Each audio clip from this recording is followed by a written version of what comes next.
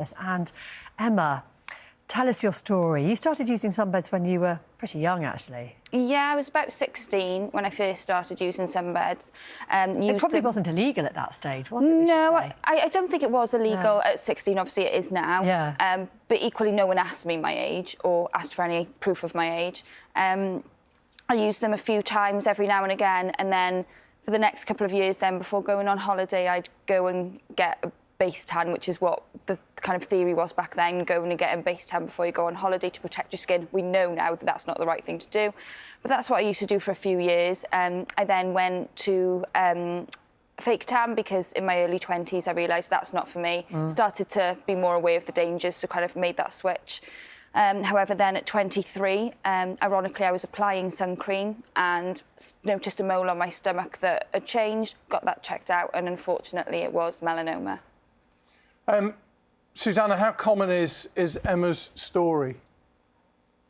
We do hear stories like... In your case, that first melanoma was removed, but then several years later you found another mole that was of concern.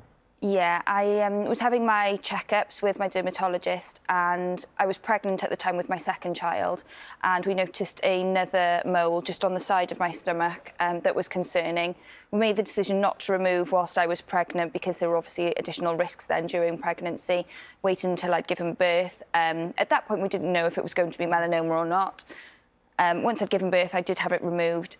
Subsequently found out, yes, it was melanoma again, so I'd actually had cancer whilst pregnant, which, looking back now, thinking about the decisions I made when I was younger, you know, if I could go back and change that, I would. And you'll never know for sure whether sunbeds cause a melanoma, but certainly the evidence would suggest that it put you at higher risk.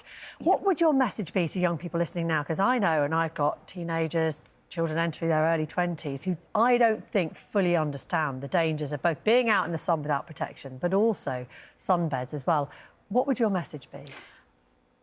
When it comes to sunbed usage, there is no safe way to use them. It increases your risk from the first time you use a sunbed. Yes, some people can use them all their life and never develop melanoma, but they're very, very lucky. It's not a risk worth taking. Now I've had it twice and thinking to myself, I've got 2 young children who rely on me.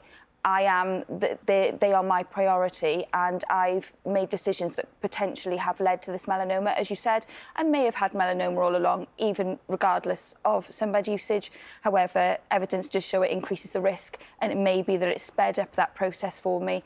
And I would encourage anyone, if you do want a tan, there are some brilliant fake tans out there. That is the way to go. Use a bit of bronzer. Yeah, Loads of options. Education is key, isn't it? Emma, thank you very much indeed for coming in. Susanna as well, thanks ever so much for joining us and taking us through things from your point of view as well.